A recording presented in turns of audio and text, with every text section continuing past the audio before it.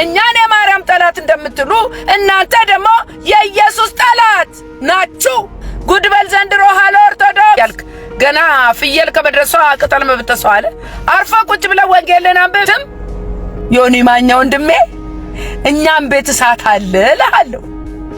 አሁን ዮኒ ማኛ ለጴንጤው ለወንጌል አማኙ ህብረተሰብ ስጋት ነው የሚሆነው። ዘቤ ኮሜዲው ሌላ ደግሞ ሌላ የሴት ዘበናለች እናንተ ዶክተር መስከረም የምትባል የሷ ደግሞ ቅዠት ነው የሚመስለው። ሰላም ጤና ይስጥልን ቤተሰቦቻችን፣ ይህ የሮማንስ ሮድ የዩቲዩብ ቻናል ነው። በቻናላችን አዳዲስና ወቅታዊ ትኩስ መረጃዎችን ይዘንላችሁ መጥተናል። እስከ መረጃው ፍጻሜ አብራችሁን ቆዩ። ቻናላችንን ሰብስክራይብ ያላደረጋችሁ ሰብስክራይብ በማድረግና የደወል ምልክቷን በመጫን አዳዲስ መረጃዎችን በፍጥነት ያገኙ። ቪዲዮአችንን ለሌሎች ሼር በማድረግ ቤተሰባዊነቱን ያጠናክሩ። ወገኖች እንዴት ናችሁ? እንዴት ከረማችሁ? ሰላም ለእናንተ ይሁን። እግዚአብሔር እየተናገረ ነው። መቼም ጆሮ አልሰማ አይልም፣ ከመስማትም አይጠግብም። አይናችንም ደግሞ አላይም አይልም። እንግዲህ አይናችንን አንሸፍነው ምን እናርግ? ወይ ደግሞ ጆሮአችንን አንደፍነው ምን እናርግ? እና ከምናየው ከምንሰማው አንፃር እኛም ደግሞ በቃሉና በወንጌል እውነትንም በመያዝ እንናገራለን። ኢየሱስ ያድናል። እግዚአብሔር በስራ ላይ ነው። እግዚአብሔር በስራ ላይ ነው። እኔ ዛሬ በጣም ሰምቼ የገረመኝን ነገር ነው እንደው መግቢያ ላርገውና በጣም የገረመኝ ነገር ሁላችሁም ታስታውሳላችሁ። እፎይ የሚባለው ታስታውሳላችሁ መቼም ከእስልምና ወደ ክርስትና መጣ ብለን ነፍስም አልቀረልን። እኔ ከእፎይ በጣም ብዙ ነገር ነበር የምጠብቀው። በጣም የሚያሳዝነው ነገር እፎይ ያው አሁን የአንድ ሰሞን ጭብጨባ ነበረ። በጣም ያኔ ስለ እፎይ ከተናገሩት አንዱ ክርስቲያን መባል ካልቀረ ጴንጤ ሁን ብዬ ነበር። እፎይ ወንድም አለም በጣም አዝኛለሁ። በጣም በሰማሁት ነገር በጣም ነው ያዘንኩት። ምንድነው ብትሉኝ እፎይ ኦሬዲ ገድላትንና ድርሳናትን በመያዝ ወንጌል አማኝን መከራከር፣ ወንጌል አማኝን መሳደብ ጀምሯል። በጣም የሚያሳዝነው ነገር እውነቱን ተናገር ኤርሚያስ አበበን በጣም ሲያቃልለው ሰማው እና ያውም እኔና አንተ እንከራከር ብሎ ድርሳን ይዞ ነው የመጣው ስለ ዘራብሩክ or whatever that is። በጣም ነው ያሳዘነኝ። እኔ እናንተ እፎይ እዛው እስልምና ብትቀመጥ ይሻል ነበር። ስለ እስልምና ብዙ ነገር ስትናገር አንድ ቀን ኢየሱስ ክርስቶስ ስትል ሰምተን አናቅም። ሃሎ እኛኮ የተደሰትነው አንተ ክርስቶስን አገኘ ብለን ነው እንጂ ኦርቶዶክስ ጋር ተቀላቅለ ገድልና ድርሳናት እንድትሰብክ አይደለም። ያ ሁሉ የኛ ደስታ በጣም ነው የሚያሳፍረው። በጣም ሁላችሁም እፎይን ታስታውሳላችሁ። እንደ ክርስቲያን በእውነት ነው የምላችሁ እስልምናን በጣም ውስጡን ቁርአንን እያጋለጠ ብዙ ሙስሊሞችን ወደ ክርስትና መጣ ስንል ለካ ወደ ክርስትናም አልመጡም። ኦርቶዶክስ ማለት ክርስትና እንዳልሆነ እኔ በእፎይ ያረጋግጥኩ።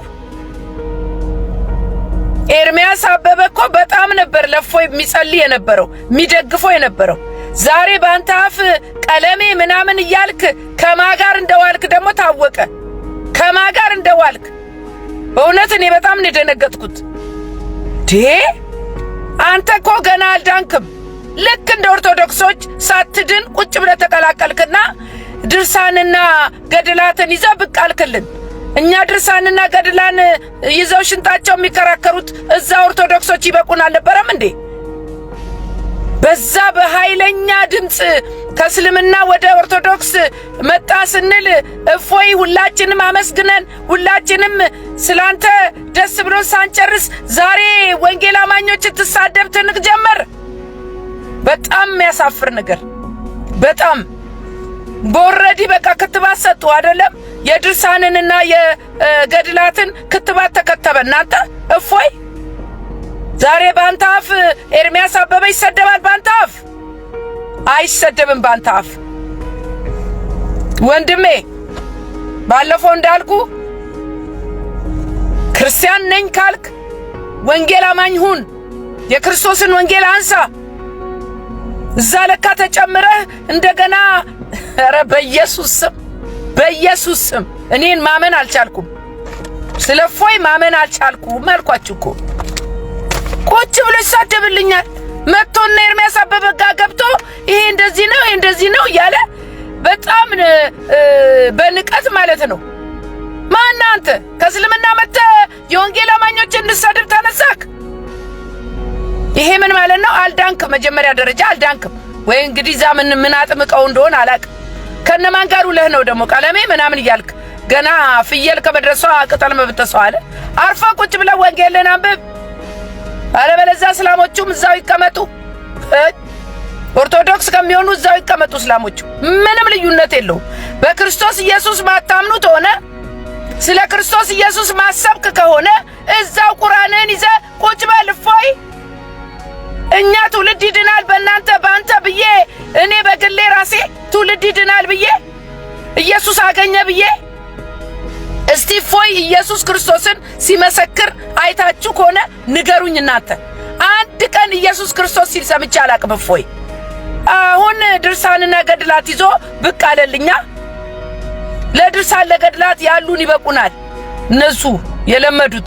አንተ አታስፈልገንም ለድርሳንና ለገድላት። በጣም ይሄ በጣም አናዶኛል እናንተ። ኧረ በኢየሱስ ስም ዲት አይነት ነገር ነው። ዛሬ እኔ ያው ይቅርታ አርጉልኝ ሃቶኝን የገባሁት በዚሁ በሰሞኑ ጉዳይ ላይ አንዳንድ ነገሮች ማንሳት ፈልጌ ነው። መቼም ጉዱ ተዘርግፎ ስለማያልቅ ያው ጨለማን ግለጡ ስለሚል የእግዚአብሔር ቃል ዛሬም በኦርቶዶክስ ውስጥ ያለው ጨለማ ተገልጦ ትውልድ ማየት አለበት።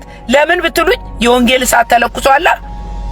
ለምን ብትሉኝ ትውልድ አሁን ጠያቂ ሆኗል። ይሄ ማለት ምን ማለት ነው?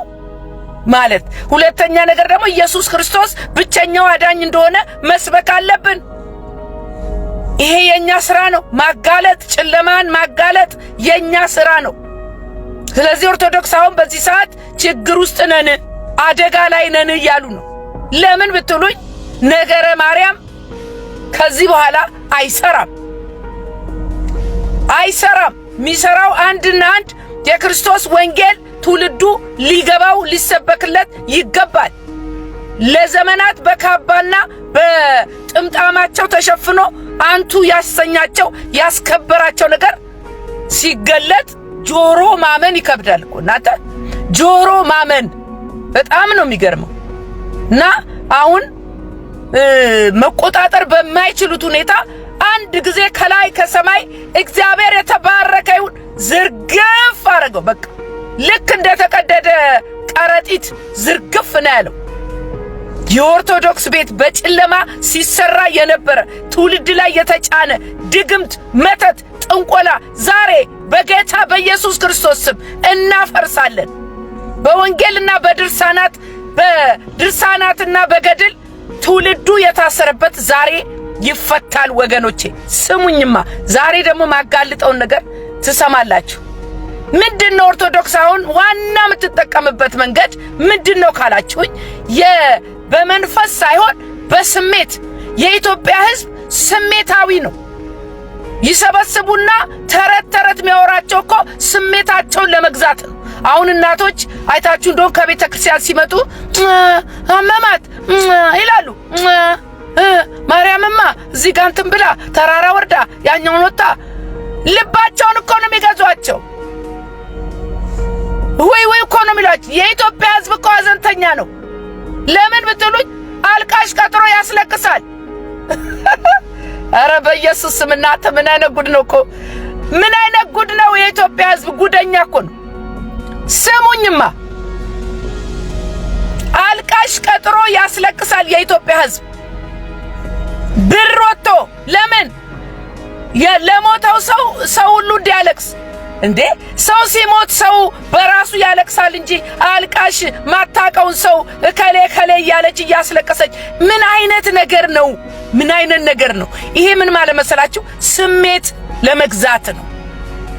ስሜት ለመግዛት የከሌ ለቅሶ አስለቃሽ አረ ምንም እንደው ድርቅ ያለች ናት አታስለቅስም ትል ነበር እናቴ ድሮ። እኔ አሁን አላቅም አስለቃሽ ይኑር አይኑር አላቅም። ስሙኝማ በተለይ ሴቶች እናቶችን የሚማርኩበት መንገድ የሚያሳዝን የሚያባባ የሚያስለቅስ ተረት እየነገሯቸው ትውልዱን ስሜቱ የሚኮረኩሩ በተረት ነው። ቀለቡ ተረት ነው፣ የውሸት ተረት። አእምሯቸውና ልባቸውን በተረት ይገዙታል ማለት ነው። ትውልዱን ከኢየሱስ ክርስቶስ ከእውነተኛ እረኛ ርቀውት ለባርባራና እንደው በቀደም ደግሞ አንድ ቪዲዮ አይቼ ባርባራና አርሴማ ተምታቶባቸዋል። አረ ኦርቶዶክሶች መሳቂያው ናቸዋል በእውነት ነው የምላቸው። እና አንድ ቄስ ግብጽ ሀገር ሄጄ የአርሴማን ፎቶ ብለው ሲያመጡ እቺ የአርሴማ መስላኝ እቺ ዘንባባ ያዘችው አርሴማ ናት ስል አይ እቺኛው ባርባራ ናት አሉኝ።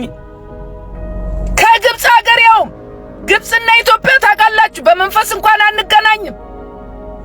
ምን አይነት ጨለማ ነው! ባርባራንና አርሴማን የማይለይ ለዘመናት ባርባራን አርሴማናት ተብሎ እንግዲህ ማያውቁትን በጣም የሚያሳፍር እኮ ነው። ስለዚህ ለስዕሉ እንዲሰግዱ ያረጓቸዋል፣ እንዲያመልኩ ያረጓቸዋል፣ እንዲዘክሩ ያረጓቸዋል። ጉዳየው እናንተ ዘንድሮ ምን አየው መሰላችሁ? የባርባራን ስዕል ይዟል ቄሱ። የባርባራን ይሁን የአርሴማ ጠይቁኝ። እሱን ይዞ በል ንካ ልጁ እየጮኸ እየተንዘፈዘፈ ይወድቃል። አጋንንት ማለት ነው። አሁን በእነሱ ቤት በአርሴማ በባርባራ ነው አጋንንት የሚወጣው ነው ነገሩ። እንደዛ እያረጉ ትውልድ ላይ ይቀልዳሉ።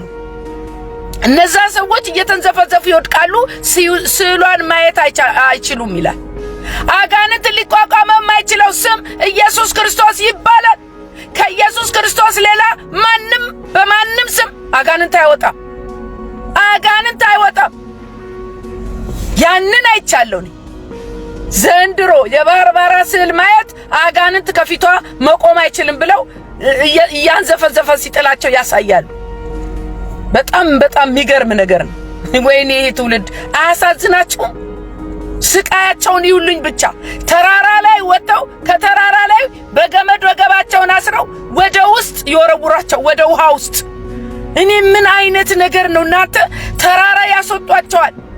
ሴቶች ናቸው ደግሞ መከረኞቹ።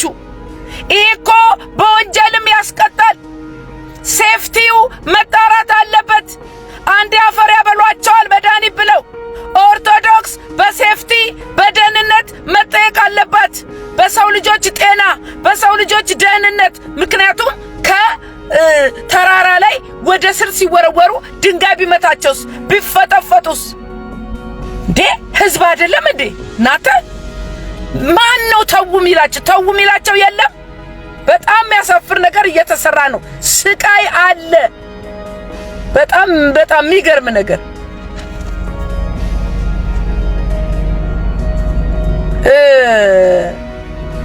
ሌላው ደግሞ በጣም ያስተዋልኩት ነገር ካለናቱ አንዱ ካህን ደግሞ ብቸኛው ኢየሱስ ብሎ ነገር የለም አሉ። ምን ማለት መሰላችሁ? ኢየሱስ ሲባል እነሱ የሚያስቡት የዛሬ ስንት ሺህ ዓመት እናቱ እቅፍ ላይ ያለውን ኢየሱስ ነው የሚያስቡት። ስለዚያው ምን ይላሉኝ ካህን? ኢየሱስ ሲባል እናቱን መነጠል አይቻልም። ወደ ግብጽ ብትወርድ አቅፋው ነው፣ ወደ ኢየሩሳሌም ብትመለስ አዝላው ነው። ኢየሱስ ክርስቶስ እኮ በኦርቶዶክስ ጭንቅላት ገና ከማርያም እቅፍ አልወጣም። እሱ እኮ ኃላፊነቱን ጨርሶ ስለኔና ስለናንተ በመስቀል ላይ ተንጠልጥሎ በአባቱ ቀኝ ነው ያለው። አሁንም እሱ በአባቱ ቀኝ ነው፣ እሷም በሱ ቀኝ ናት አሉ። በጣም የሚገርመው ነገር በአባቱ ቀኝ ከመቀመጡ በፊት እዚህ ጋር የተሰቀለበት የመስቀል ስራ አለ። እሱን ምን ነው ዘለላችሁት? ታምራቱን አያወሩም? የኢየሱስን እውር እንዳበራ አያወሩም? የሞተ እንዳስነሳ አያወሩም? ስለ አልዓዛር እንዳስነሳ አያወሩም? ደግነቱን አያወሩም? የእግዚአብሔር ልጅነቱን አያወሩም? የሚያወሩት ምንድነው ካላችሁኝ እናትየው አቅፍ ውስጥ አሁንም እንዳለ። ኧረ በኢየሱስ ስም እግዚአብሔር ይገስጻችሁ። በቀራንዮ ብንወጣ መስቀሉ ስር አለች፣ በሰማይ በቀኙ አለች ብለዋል። ምንም አይሳቀቁም። ሁሉም በየራሳቸው ተረት አላቸው እንደፈለጉ። ኢየሱስ ያለ ማርያም ምንም ማድረግ እንደማይችል ነው የሚናገሩት።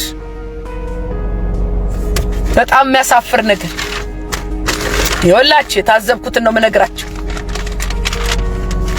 ሌላው ደግሞ በጣም የሚያሳፍር ነገር የሰማሁት እኔና እናንተ በዚህ በገዳም ያሉ መነኮሳት ስለ ሀገር ይጸልያሉ ብለናል። እኔና እናንተ እኮ ተሸውደናል። እናንተ ስለ ሀገር ይጸልያሉ፣ እነሱ ናቸው ሀገሪቷን ቀጥ አድርገው ያዙ በጸሎት። ለካ ጉድ አለ እዛ ገዳም፣ ጉድ አለ ለካ። ጉድ በል ዘንድሮ። ራሱ ፓትርያርኩ የተናገሩትን ነግራቸዋለሁ። እነዚህ መነኮሳት እነዚህ በገዳም ያሉ እንዘምታለን እንዋጋለን እያሉ ሰማያዊ ስራቸውን በአጠቃላይ ረስተውታል። ፓትርያርኩ ናቸው ያሉት መመከር አለባቸው፣ ሄደን እንዋጋለን እያሉ ለካ መሳሪያ ይሰበስባሉ፣ እዛ ገዳም ውስጥ ያስቀምጣል። ጉድ በል ዘንድሮ ሃሎ ኦርቶዶክስ። አገሪቱን መቀመቅ ውስጥ የከተተ የኦርቶዶክስ እምነት ነው። ትውልድን ወደ ጨለማ እየሰደደ ያለ። እኔ ይሄንን ካላጋለጥኩ ራሳችሁ ከራሳችሁ አንደበት ፓትርያርኩ ምን አሉ? እንዲህ አይነት ነገር ደግ አይደለም፣ ሁለት ቦታ አትበሉም፣ እናንተ መጸለይ ነው ስራችሁ እንጂ ሄደን እንዋጋ ምትሉ አላችሁ። ማን ልትዋጉ ነው? በነገራችን ላይ ወንድምና ወንድም አይደለም የሚጣላው፣ ማስታረቅ የእናንተ ስራ አልነበረም። እንዴት አድርጋችሁ ነው የምትዋጉት? ኦርቶዶክስ መቼም ማገባበት ታሪክ የለም። ፖለቲካ ውስጥ አለችበት። አንደኛ ግንባር ቀደም፣ ዘረኝነት ውስጥ ግንባር ቀደም። ካህንን ያህል ነገር በዘር መሾም የማስራ ነው የኦርቶዶክስ። ግብረ ሰዶም እዛ ምንድነው ገዳም ውስጥ ሚስትማ መያዝ ተውት። እኛ እኮ ባህታዊ ብለን እናንተ እስከ ዛሬ ስንት ነገር ተሸውደናል። ለካ እነሱ እዛ አስረሽ ምቹ ነው፣ ዓለሙ ሌላ ነው ነገሩ ጉዳዩ። ከራሳችሁ አንደበት እኛ ለሀገርና ለትውልድ ትጸልያላችሁ ብለን ስናምናችሁ ሀገር የቆመችው የኖረችው ተከብራ በኦርቶዶክስ ነው እያላችሁ ተረት እየነገራችሁን ለካስ ጉዳዩ ሌላ ነው። በመስቀሉ ፋንታ ሽጉጥ ሄሎ፣ በመስቀል ፋንታ ለካ ሽጉጥ ይዛችሁ ነው የምትዞሩት። እንደውም አንድ ጊዜ አንዱ ቄስ አሉ አሳልማለሁ ብለው ላጥ ሲያደርጉ ሽጉጥ ተጋለጣችሁ። ያልተነካካችሁበት ጉዳይ የለም። ፖለቲካ ውስጥ ቤተ ክርስቲያን ውስጥ መሳሪያ መደበቅ፣ የሰማዩን ስራችሁን ዘንግታችሁ እንዘምታለን እንዋጋለን። ኧረ በኢየሱስ ስም በጣም የሚገርማችሁ ነገር ስድብ ደግሞ ከላይ እስከታችን። እኔ አንድ የተሳደቡበትን እኚህ ካህን የት እንዳሉ ተጣርቶ እኔ የዚህን መንግስት መልካምነት በእኚህ ካህን አየሁት። እናንተ አደባባይ እኮ መንግስትን ዶክተር አብይን ሙልጭ አርገው ይሳደባሉ፣ በማያገባቸው ጣልቃ ገብተው ማለት ነው። ምን አገባችሁ? አርፋችሁ አትቀድሱም? ትውልዱን አታስተምሩ? ፍቅር አትሰጡም? የስድብ ትሬኒንግ ነው የምትወስዱት? ስድብ ነው የሚያስተምሯቸው። ስለዚህ ይኸው ካህኑ ተናግሯል። የሚሳደቡትንም ቁጭ አደርጋለሁ በቪዲዮ። እኔ እንደው በእውነት ነው የምላችሁ በጣም አደነኩኝ። ይሄን መንግስት ጠቅላላ ማሰር ይችል ነበረ። የምህረት መንግስት በእውነት በልጧችኋል። በእምነት በመንፈሳዊ ነገር መንግስት በልጧችኋል። እናንተ አይደላችሁም መንፈሳዊ አይደላችሁም። የእግዚአብሔር አይደላችሁም። ለምን? ክፋት አላችሁ፣ ስድብ አላችሁ፣ ተንኮል አላችሁ፣ ዘረኝነት አላችሁ፣ ፖለቲካ አላችሁ፣ ንግድ ውስጥ አላችሁ። በጣም ያሳዝን ነገር። አሁን እርግማኑ መተቱ ድግምቱ አልሰራ ሲላቸው ደግሞ ጦርነት ውስጥ ልትቀላቀሉ ፈልጋችኋል። አሁንማ ተጋልጣችኋል እኮ በቃ መጋለጥ አይደለም መገለብ ነው። ተገልባችኋል። በእውነት ነው የምለው። በእውነት እግዚአብሔር በስራ ላይ ነው። ለትውልዱ ሲል ቀንቷል። አሁን እኛም ደግሞ ዝም አንልም። የኢየሱስ ክርስቶስን ስም ይዘን እንወጣለን። በኢየሱስ ክርስቶስ አናፍርም። ኢየሱስ ያድናል። በዚህ ሁሉ መሃል በጣም ብዙ የገባቸው ወንጌል የገባቸው አሉ እና የወንጌል እውነቶች እየተነገሩ ነው። አቡነ ገብርኤል እኮ ብፁዕ አቡነ ገብርኤል ቀጥለዋል እኮ እናንተ ቀጥለዋል እኮ ወንጌል እኮ ቀጥለዋል። አላቆማችኋቸውም እኮ የወንጌልን ጁስ የሆነ ነገር በቃ የሚጣፍጥ ነገር እየተናገሩ ነው። አሁንም በጣም ደስ የሚል ነገር በተለይ በዚህ ኦርቶዶክሳውያን የማይቀበሉት የኢየሱስ ክርስቶስ አማላጅ ነው የሚለውን ነገር ጆሮአቸው የማይቀበለው ልባቸው የማይቀበለው። በዚህ የተነሳ በሮሜ 8:34 ላይ የሞተው ይልቁንም ከሙታን የተነሳው በእግዚአብሔር ቀኝ ያለው ደግሞ ስለኛ የሚማልደው ክርስቶስ ኢየሱስ ነው የሚለውን ቃል ቀይረው ስለኛ የሚፈርደው ብሎ ጽፈዋል። ቃሌን የሚቀይር የሚቀንስ የሚጨምር ፍርድ አለ። እናንተ ካህናት ቶሎ ንስሐ ግቡና እውነተኛውን የክርስቶስ ወንጌል ስበኩ። እግዚአብሔር ለንስሐ ጊዜ እየሰጣችሁ ነው። የመጽሐፍ ቅዱስ ቃል ቀይረው የሚማልደው የሚለውን የሚፈርደው ብለው ጽፈው አውጥተዋል። ገጭ አድርገው። በጣም ያሳዝን ነገር እኮ ነው። እስቲ ወንጌል ከተገለጠላቸው ጳጳሳት ስሙት የዚህን ሐሳብ። ይህንንም አያይዛለሁ። የክርስቶስ አስታራቂነት ግልጽ ነው። ማልዶ ነበር፣ እየማለደ ነው፣ ይማልዳል ይባላል አሉ። ያው ዋናው ጳጳስ ሲገልጹላቸው እነሱ በሚገባቸው መንገድ ማለት ነው። ከክርስቶስ ኢየሱስ ውጪ አማላጅ የለም። ሁለት አማላጅ የለም። እናንተ ሴንስ የሚሰጥ ነገር እንደው ግራና ቀኙን ሚያይ ሰው እንኳን ይፈርዳል እኮ። እኛ ሁለት አማላጅ የለንም፣ ሁለት አዳኝም የለንም። አዳኛችን አማላጃችን በመስቀል ላይ ተንጠለጠለው ኢየሱስ ክርስቶስ ይባላል። በወንጌል ደግሞ አናፍርም።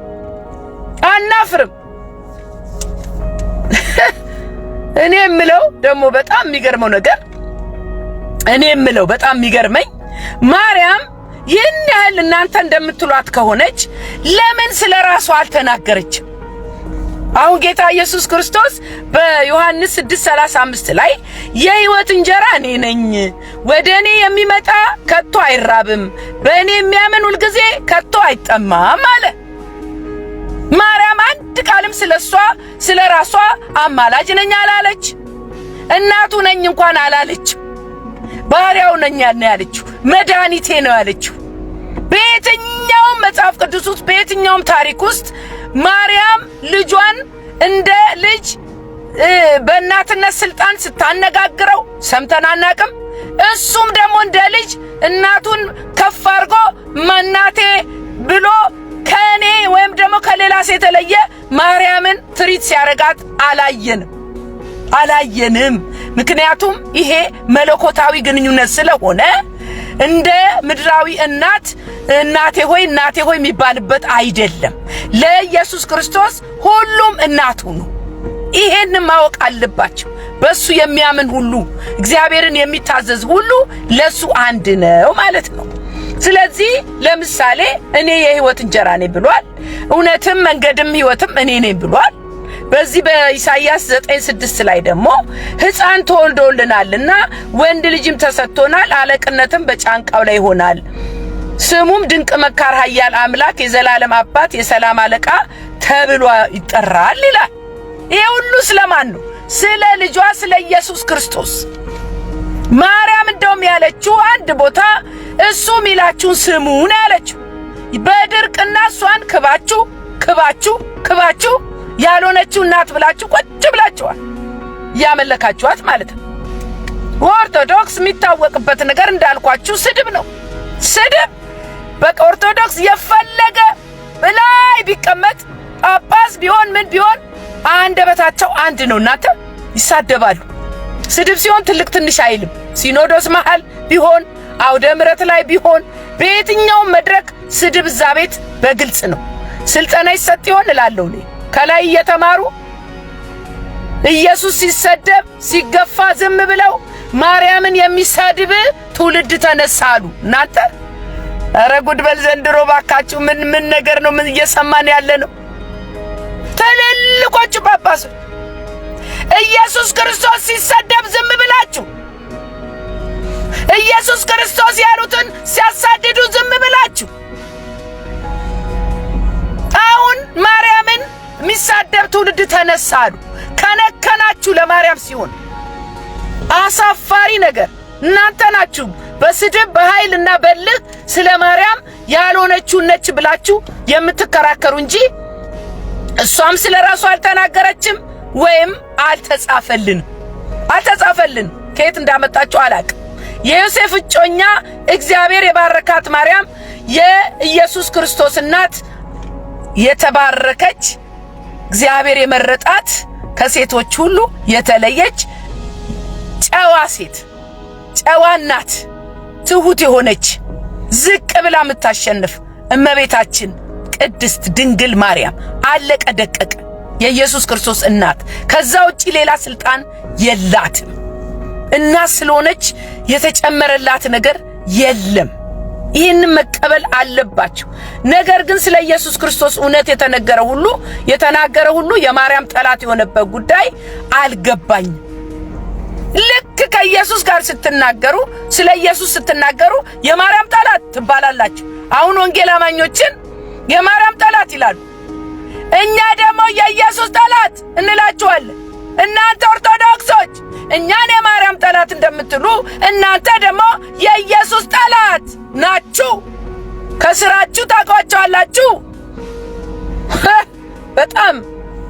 ስለዚህ ዋናዎቹ ታዋቂዎቹ ካፋቸው የሚወጣውና ካባቸው ከልብሳቸው ከካባቸው ጋር አይሄድም። እናንተ አንደበታቸው የሚያወጣው ነገር ከው ትላላችሁ።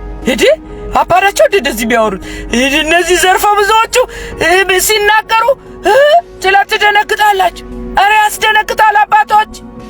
ከናንተ አንደበት ጥሩ ነገር ነው መውጣት ያለበት፣ የተቀደሰ ነገር ነው መውጣት ያለበት፣ አስታራቂ አስማሚ ነገር፣ ሰላም ነገር ተው ይባላል። ትውልድ ይመከራል። እናንተ ጦር ትሰብካላችሁ። እረፉ።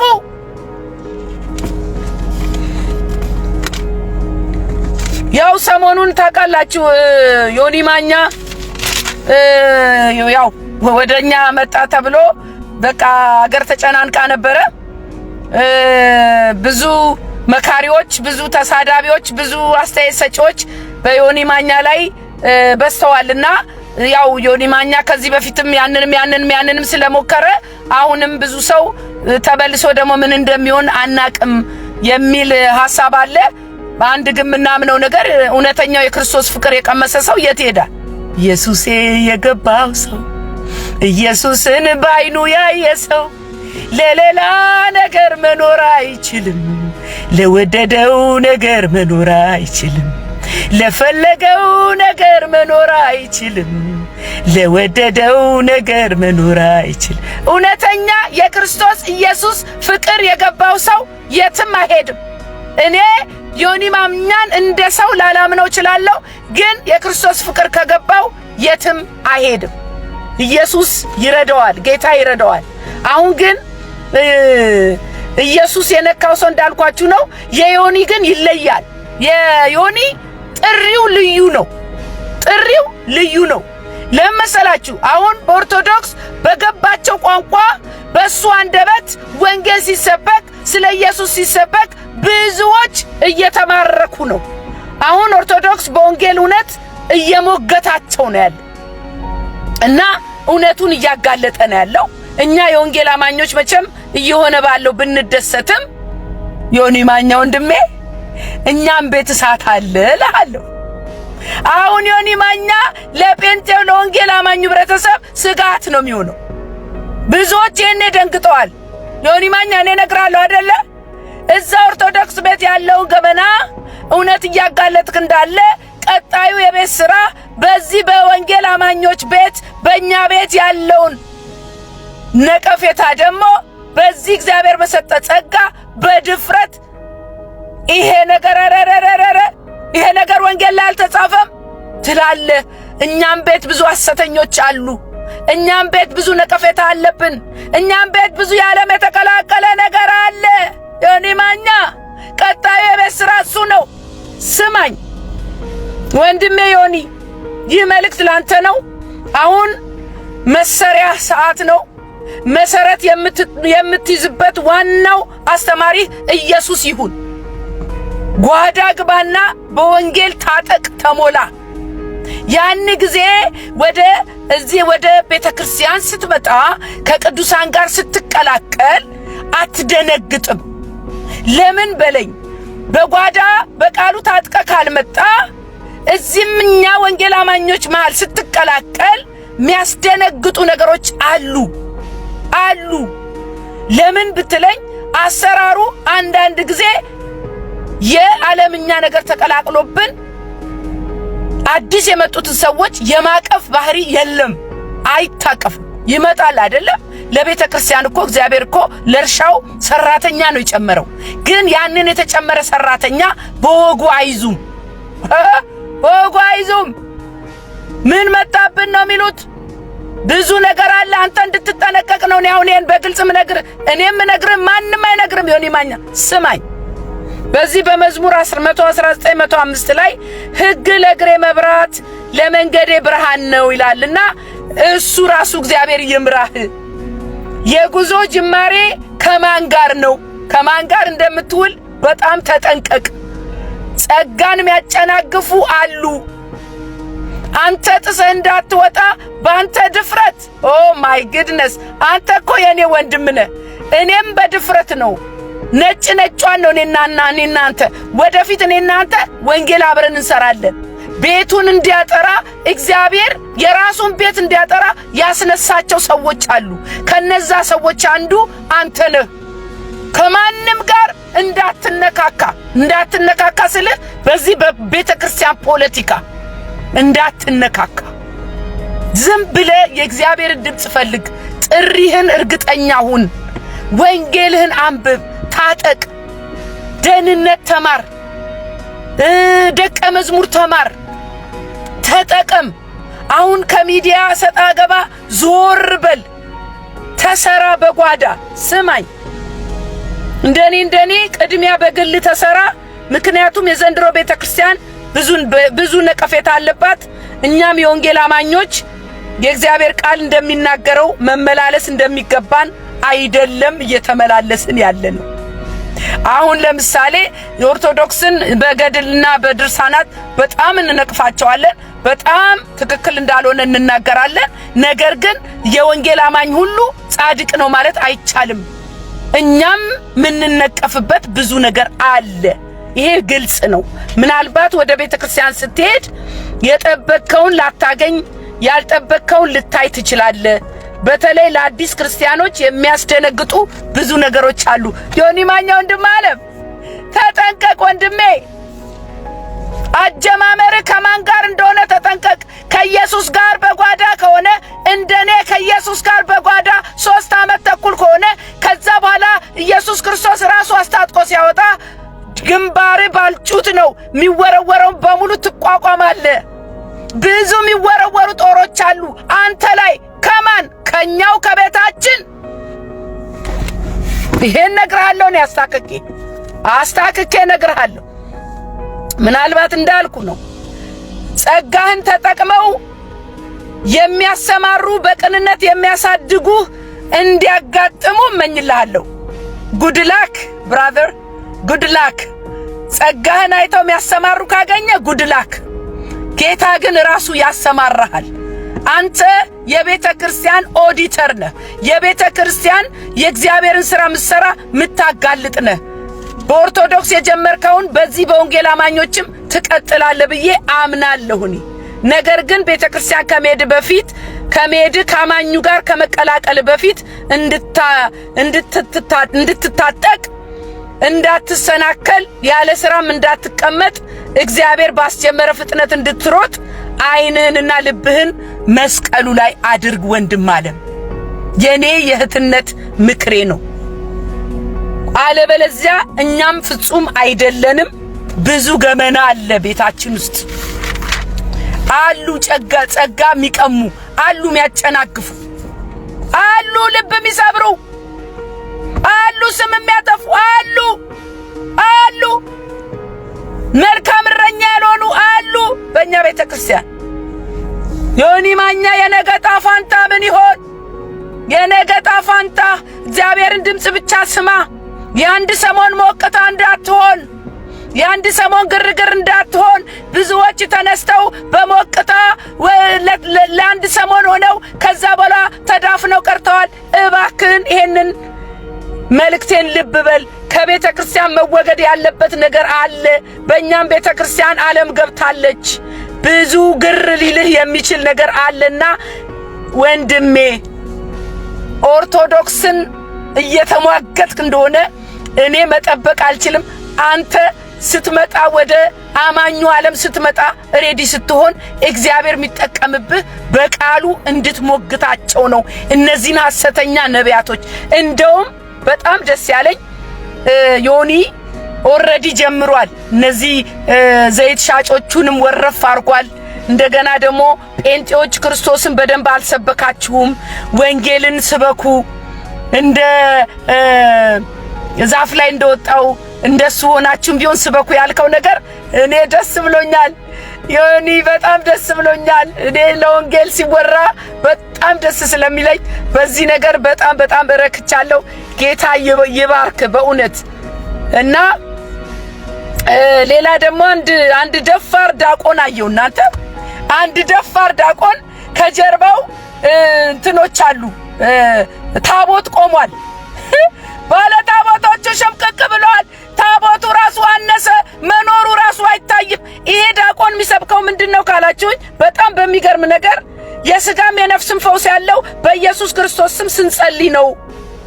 እና በጣም እኔ ራሴ ደነገጥኩ፣ ለነሱ ደነገጥኩ። እና የሚሰብከውና ታቦቱ አይሄድም።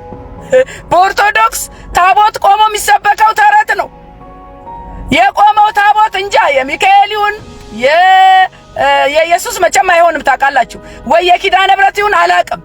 ግን ሲሰብክ በድፍረት ይሰብካል። እኔ እርግጠኛ ነኝ ያ ዲያቆን ወይ ታስሯል፣ ወይ ተወግዟል፣ ወይ ተባሯል። ዝም አትልም ኦርቶዶክስ። እውነት የወንጌል እውነት ሲነሳ ታስራለች፣ ታወግዛለች፣ የፈለገችው ታረጋለች። አሁን ግን ተነቅቶባችኋል። ኢየሱስ ጌታ ነው። እኔ ዋው ብያለሁ ለዛ ዲያቆን። እናንተ የበራላችሁ ሰዎች ተባረኩ በእውነት። እኚህ አትደንግጡ ያሉት አቡኑ ራሳቸው የደነገጡበት ሁኔታ አለ። ምን ብትሉኝ በዚህ በአምቦ አካባቢ ቤተክርስቲያን ሊያስበርቁ ሄደው ቄሶቹ የእሳቸውን ስም እየጠሩ ነበረ የሚዘምሩላቸው። ወይ ዘንድሮ ይሄ ሁሉ ያስቀሩልናል። በእውነት ሊዘምሩላቸው ነበረ። ወንጌል ለገባው ሰው ይህ ነገር በጣም ያስደነግጣልና ስለሳቸው ስም እየዘመሩ ነበረ የሚባርኳቸው። እሳቸው ግን በጣም የገባቸው እውነት ያስቀናል። ምን አሉ መሰላችሁ? ኦሪት ላይ የተቸነከሩ አሉ፣ በገድላትና በድርሳን አሁንም ተረት ላይ የሆኑ አሉ እያሉ በደንብ ያሉበትን የኦርቶዶክስን ገበና አሁንም እኚህ ሰው የተናገሩ ነው። እግዚአብሔር ይባርካቸው። እሳቸው የለኮሱትን እሳት ይዘን እንቀጥላለን። የኦርቶዶክስ ምንድነው ካላችሁኝ ሁለተኛ ጢሞቴዎስ ምዕራፍ 3:5 ላይ ያምልኮ መልክ አላቸው፣ ኃይሉን ግን ክደዋል፣ ከነዚህ ደግሞ ራቅ ይላል። አሁን ከነዚህ ሰዎች መራቅ ነው የሚያዋጣው። እናንተ የኦርቶዶክስ ምእመናን ወደ ኢየሱስ ክርስቶስ ተጠጉ። ይሄ የሃይማኖት ጉዳይ አይደለም። መጽሐፍ ቅዱስ አንብቡ፣ ወደ ኢየሱስ ክርስቶስ ተጠጉ። ማምለጫው መንገድ ኢየሱስ ክርስቶስ ብቻ ነው። የኢትዮጵያ ሕዝብ እኮ ባለጌ ነው። እናንተ በተለይ የኦርቶዶክስ ልጆች በጣም ባለጌዎች ናቸው። ሲሳደቡ በስድብና አባቶችን በማዋረድ አንደኛ። በተለይ ውጭ ሀገር ያላችሁ ኦርቶዶክሶች እንዴት ነው የምትሳደቡት? አሁን እዛ እንግሊዝ ሀገር እኚህን ጳጳሱን የሰደባችሁበት ሁኔታ ምን ይሰማችኋል? መልሳችሁ ራሳችሁ ስታዳምጡ አታፍሩ? በጣም ያሳፍር ነገር። እስቲ ከዘቤ ደግሞ አንድ ኮሜዲ ልጨምርላችሁ። የዘቤ ኮሜዲ መቼም አያልቅ። ዘቤ ኮሜዲው ሌላ ደግሞ ሌላ የሴት ዘበናለች እናንተ ዶክተር መስከረም የምትባል የሷ ደግሞ ቅዠት ነው የሚመስለው። የሴት ዘበናለች እናንተ መስከረም የምትባል የሆነ ግር የሚል ነገር ነው የምታወራው። እኔ እንጃ አይምሮም ትክክል አይመስለኝም። ዘቤ ግን ምን አለ ካላችሁኝ አዳምና ሔዋን ሲጋቡ ስላሴ ስጦታ መጡላቸው። ምን ወርቅ ስጦታ ስላሴ ለአዳም። ሃሎ አረ ሴንስ አይሰጥም አንተ እባክህ ወንድም አለ። አረ ሴንስ አይሰጥም። ያ ወርቅ ደግሞ ዞሮ ዞሮ አሁን ኢትዮጵያ ነው ያለው ወርቋል። ቤት እንዳገናኘው እግዚአብሔር ይወቀው። ማታ ማታ ተረት አጥንተ ለጠዋት ይዘህ የምትቀርበው ሳይሆን አይቀርም። እግዚአብሔር ግን በጣም ያሳዝነኝ ቁጭ ብሎ አንተን የሚሰማው ህዝብ በጣም ያሳዝነኛል። እግዚአብሔር ላንተ ልቦና ይስጥ፣ አይንን ያብራል በጌታ በኢየሱስ ክርስቶስ። እንግዲህ ከዚህ ከሰሞኑን ካለው ውጥረት አንፃር ሁለት ነገር ነው ያየነው። አንደኛው ግማሾቹ በጣም በልህ ካለ ማርያም በፍጹም ያሉ ሰዎች አሉ፣ የባሰባቸው አሉ። ማለት ክርስቶስን መካድ በቃ ማን ነው ክርስቶስ እኛ አናቅም ማርያም ብቻ ነው ሚሉ አሉ።